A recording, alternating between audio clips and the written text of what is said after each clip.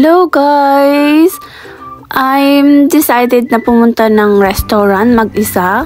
After work, dumiretso na ako. Kaya medyo haggard pa dyan. Pasensyahan nyo na. At tayo ay kakain. Parang nagugutom kasi ako dyan. Fast food naman din yung pinag-workan ko. Kaya hindi naman healthy kung doon ako palagi kumakain. At minsan lang din naman ako pumunta. At naisipan ko na pumunta dito. Kaya nandyan na ako at binigyan na ako ng table pang isang tao. At yan yung menu nila. At ang ganda nga, hindi na kailangan isulat. Hindi kagaya noon na sinusulat mo pa mga order mo. Ngayon, digital na lahat. Kaya click mo na lang kung anong gusto mo dyan. At mamimili tayo. Nagmimili pa rin ako kung anong gusto kong kainin. Kasi nagkikrib ako ng sushi. Pregnant yan. Hindi po kami pregnant, char. Yan, binigyan na ng aking order at isang plate, 4 pieces ang nauna kong order at soup. At hindi na ako nakapag-vlog masyado dyan kasi hindi gumagana yung video ko kasi ka-video ko yung asawa ko. Kaya medyo gutom na din ako kaya pinicturan ko na yung mga iba para makita nyo din. At tara samahan niyo ako magmukbang ng mga sushi sa harapan ko.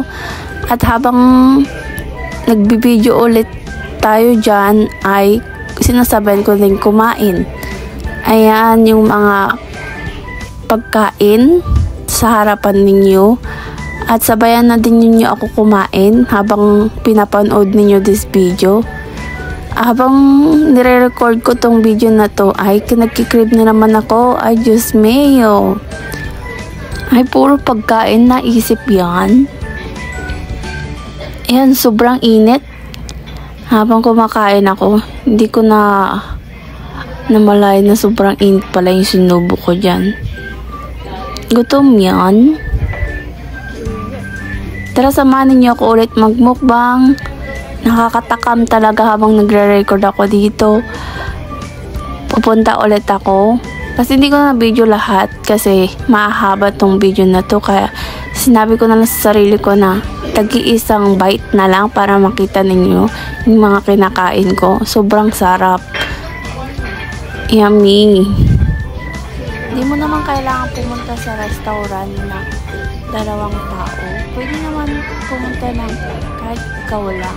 Hindi naman kailangan nagka-date ka para kumain sa restaurant. Mas tahimik nga yun magkumain minsan. Mag-isa ka lang. Pero talagang maingay lang sa loob ng restaurant. Kasi na-restaurant na, diba? Before patapos yung video, nagpapasalamat po ako sa inyo sa mga sumusuporta sa akin. Sana patuloy po rin yung suporta.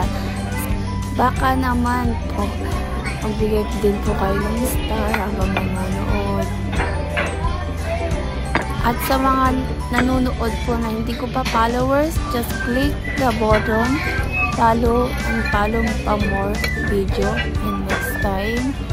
At may mga video pa rin ako sa Pilipinas na hindi ko na-upload at i-edit ko pa, panoorin din po ninyo. At mas marami ang video natin dito sa Canada kasi nandito na ako sa Canada. Bumalik na ako. Yan ang ating mga lumukbang sa ating harapan. Ang sarap sobra. Namis ko to talaga. Kaya nag-unli it all you can ako dyan. Yan. Kahit anong ilang stick kainin mo na basta maubos mo na. Kung hindi mo maubos yan, magbabayad ka. Sa akin naka-order ako ng 15 serving. Pero malilit lang naman yung laman. Busog na ako nun. Kasi mag-isa lang ako nung kumain ako dyan.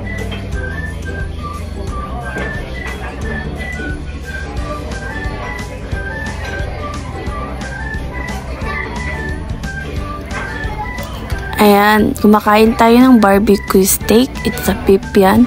Ang sarap niyan. At iinom tayo ng soup na may shrimp. Pero ayoko ng sabaw niyan.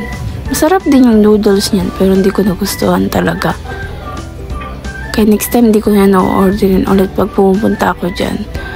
Pag weekends na pala, Friday to Saturday, Sunday, mahal na pala, $41 per head na.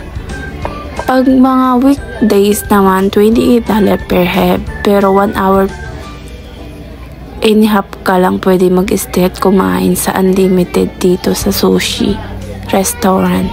Pero good na din yun kasi marami ka naman na nakakain yun. Mabubusog ka pa. Kung mahilig ka talaga kumain ng marami, sa'yo tong video na to. Yan, yung pinicturan ko na lang para makita ninyo. Hindi ko kasi na-videohan na.